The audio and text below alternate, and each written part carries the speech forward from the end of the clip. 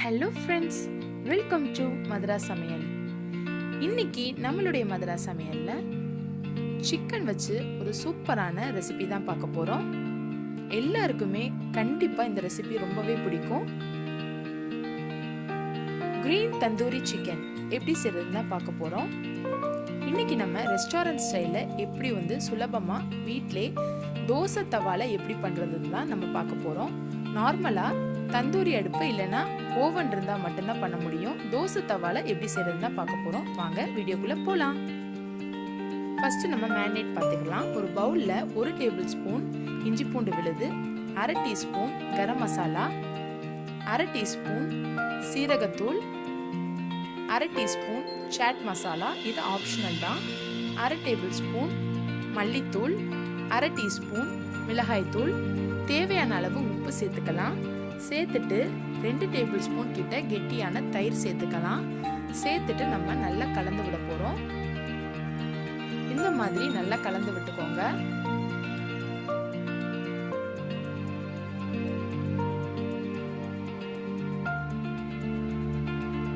ஒரு 1/2 டீஸ்பூன் மிளகுத்தூள் சேர்த்துக்கலாம்.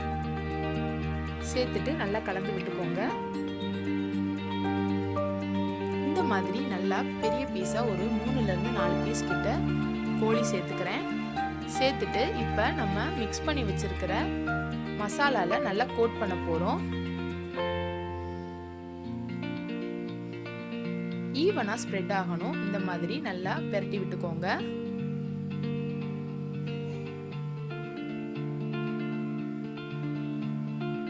வெறும் ஃப்ளெஷ்ஷாகவே இருக்காமல் கொஞ்சம் எலும்பும் கறியுமா பார்த்து பீஸாக எடுத்துக்கோங்க. நான் இன்னைக்கு அந்த மாதிரி தான் எடுத்துருக்கிறேன்.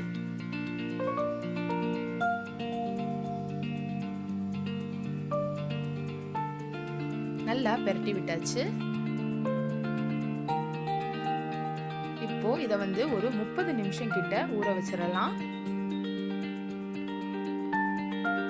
கிரீன் சட்னி எப்படி செய்யறதுன்னு வாங்க பார்க்கலாம். நம்ம மிக்ஸ் பண்ணி வச்சிருக்கிற கோழியில இதை வச்சு தான் நம்ம மேரினேட் பண்ண போறோம். ஒரு மிக்ஸி ஜார்ல 1 கப் நிறைய கொத்தமல்லி சேர்த்துக்கிறேன். அதே கப் அளவு புதினா சேர்த்துக்கலாம். காரத்துக்கு 3 பச்சை மிளகாய் சேர்த்துக்கிறேன். பாதி பழம் எலுமிச்சை சாறு சேர்த்துக்கலாம். சேர்த்துட்டு தேவையான அளவு உப்பு சேர்த்துட்டு கெட்டியான தயிரா ஒரு 2 டேபிள் ஸ்பூன் கிட்ட சேர்த்துக்கலாம். அவ்வளவுதான். நம்ம இப்போ நல்லா ஃபைன் பேஸ்டா அரைச்சி எடுத்துட்டு வந்துடலாம். ஒரு 1/2 மணி நேரம் கோழி நல்லா பெரட்டி வச்சது நல்லா ஊறி வந்துருச்சு. இப்போ நம்ம அரைச்சி வச்சிருக்கிற கிரீன் சட்னியும் சேர்த்துக்கலாம். கொஞ்சம் கொஞ்சமா சேர்த்துக்கோங்க. சேர்த்து விட்டுட்டு நல்லா மிக்ஸ் பண்ணி விட்டுக்கோங்க. நல்லா ஈவனா ஸ்ப்ரெட் ஆகணும். ஸோ கொஞ்சம் கெட்டியாக அரைச்சி எடுத்துக்கோங்க. அப்போ தான் நல்லா கோட்டாகி வரும். பாருங்க, இந்த மாதிரி நல்லா பெரட்டி விட்டுக்கோங்க. கொஞ்சம் எலும்பு பகுதிகளாக இருந்துச்சுன்னா நல்லா இந்த மாதிரி பெரட்டி விட்டுக்கோங்க.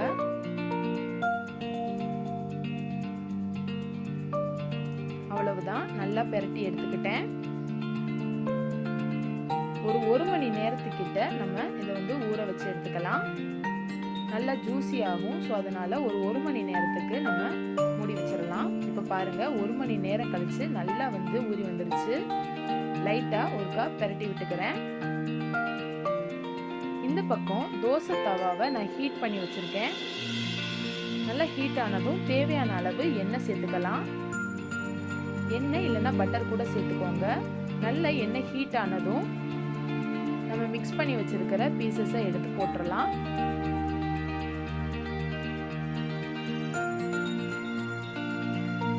பாருங்க, 4 பீஸையுமே நான் எடுத்து போட்டுட்டேன். கொஞ்சம் லோ ஃப்ளேம்ல வச்சுக்கோங்க. கொஞ்சம் எலும்பா இருக்கிறனால அப்பதான் மெதுவா குக் ஆகி வரும்.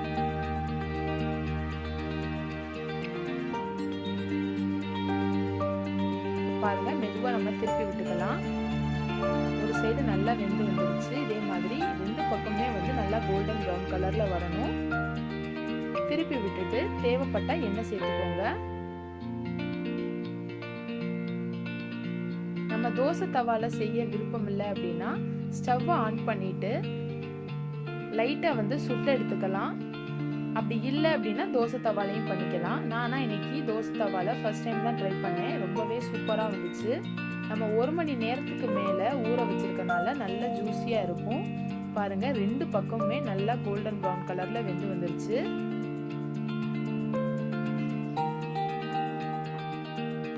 ரெண்டு பக்கமுமே நல்லா வெந்து வந்துருச்சு. Green tandoori chicken ready. நம்ம 1 மணி நேரத்துக்கு மேலே ஊற வச்சிருக்கனால நல்ல ஜூஸியாக அவ்வளோ டேஸ்டாக இருந்துச்சு. கண்டிப்பாக ட்ரை பண்ணி பாருங்க. தோசை தவால சிம்பிளாக நம்ம வந்து செஞ்சாச்சு. ட்ரை பண்ணி பார்த்துட்டு எப்படி இருக்குன்னு ஃபீட்பேக் சொல்லுங்க.